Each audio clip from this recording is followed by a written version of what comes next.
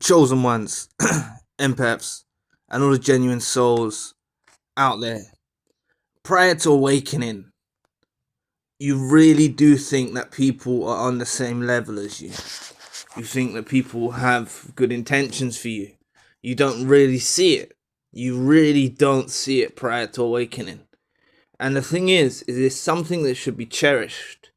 This awakening that you go through when you realize that the person involved in your life is a narcissist. You realize they're a deviant, they're a liar, they betrayed you. You woke up to this.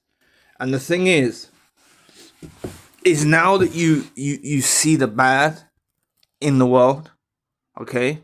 This is part of the reason why this happened.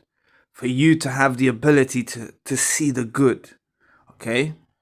But it's not instantaneous. I will say it's not instantaneous. It's not like just because you've been through narcissistic abuse, you're going to be able to see. You'll be able to see partly, but it's something that should be cherished and looked after, this vision that you have, these spiritual glasses that you now have, okay? It's like you need to go through the motions and upgrade the lenses to see correctly, you see? If you just come out of the narcissistic abusive relationship and you get into a new friendship or a new romantic relationship with someone new, and because you've prayed, I'm not doubting your prayer either, okay? Just hear me out. Like, because you've prayed and because you've seen the bad, it doesn't mean that you're necessarily just going to walk into something good with someone, okay? That can make you prone to another narcissist. Okay, the thing is now that you have this awakening, it means that I saw someone say the other day, they just look at everyone as a narcissist until otherwise. You see, they said it in the comment section. I can't remember who said it, but this is the thing. I'm not telling you to look at everyone like a narcissist, but really, the danger is all of these people that you encounter, the narcissist that was involved in your life included, put on a very good performance when they first meet you. And it's until you've gone a bit further down the road with them and they've actually infiltrated your life, they've started to take over your life, then you realize, then you're in too deep with these individuals. Then it's hard to get rid of them.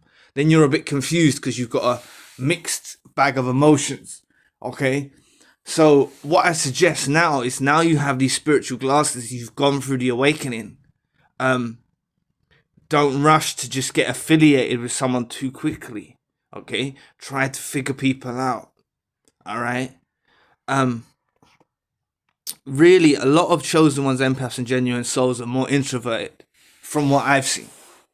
Okay? Not always. I can't say always. But a lot of the times they are. And the thing is if you do move with these steps, like,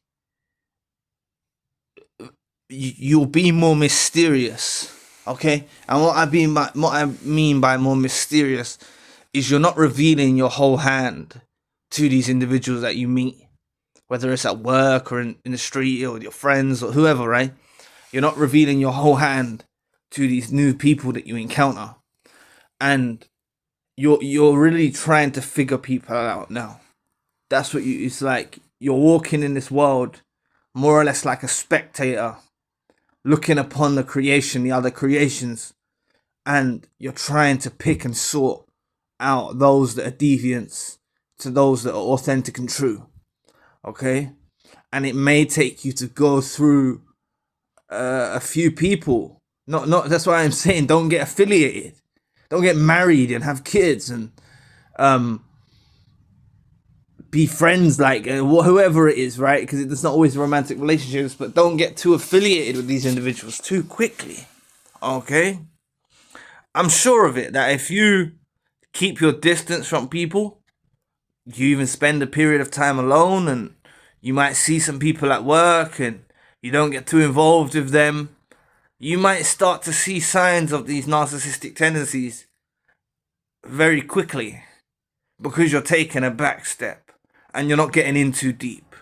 But now you do have these spiritual glasses, okay? And you have got the ability to now know the good because you've seen the bad, okay? You do have it. but it doesn't instantaneously come from what I've seen. Okay, it doesn't instantaneously kick in. It's like what I see a lot of people do, from people who I've done sessions with and stuff like that, is they let the narcissist back, they rush into new relationships, they do these types of things.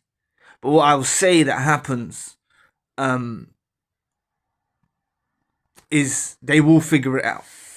They will figure it out. They'll figure out that they've gone with another narcissist, or... And this is the thing, that's why I'm just saying, be cautious, okay? Now, like, you've been there and done it. This is the thing, this is what I want you to understand. Like, some of you have been married, some of you had children with these narcissists and things like that.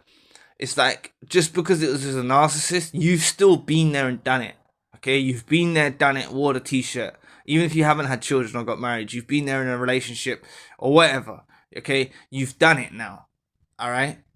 So... just because it didn't work out, it wasn't in your favor, you've still been there and done it. So now it's just like, in the next approach that you take, whenever you do choose to, just be more vigilant now. All right, use these spiritual glasses that you have, the ability to. There's so many red flags that you saw with these individuals. All right, there's so many red flags that you saw with these individuals in your life, these narcissists. A lot of the time, this is why I would suggest that you don't open up, okay, to these new individuals. Sounds so inauthentic, doesn't it? But it's like, you have to be this way. You can't open up about the narcissist in your life. You can't open up about nothing like that. That's why you come across as mysterious. And really, you may even be more alluring, if that's the right word. You may seem more appealing because you're not opening up to someone. Okay. Plus, if you meet a genuine person, someone who's authentic, perhaps hasn't been through doesn't know about narcissists, stuff like that, and you start opening up about all this drama and chaos that you went through, it's going to be a heavy weight load for this authentic person to manage. Okay. Anyway, all right. So that's why I'd suggest you don't even need to open up about your past. Also, don't open up about their past. All right. It's stuff you don't really need to hear. Okay, it's stuff you don't really need to hear. You need to work in the present and the now and see signs of if they're displaying any red flags or tendencies or anything like that. All right, because you have these glasses now, you can see it. And when you see it, you don't need to act on it and tell them anything, okay, or try and fix them or anything like that. You just need to get the hell away from them. All right, and it's time now that empaths, chosen ones, and genuine souls listen to their intuition, their consciousness, and listen to this, because it happens.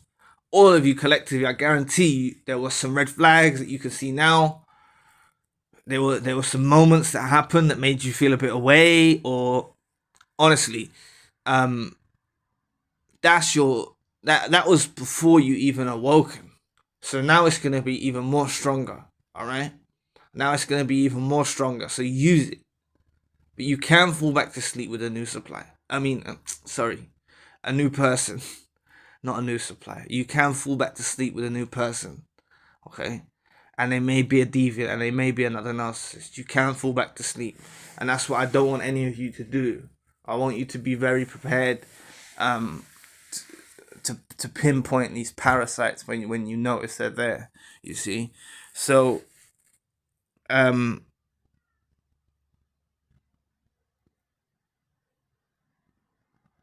thing is like I said, when you've been through abuse, remember that these people that come into your life, they always appear nice at first. They do things for you. They seem genuine. This is why I'm saying don't get too deep.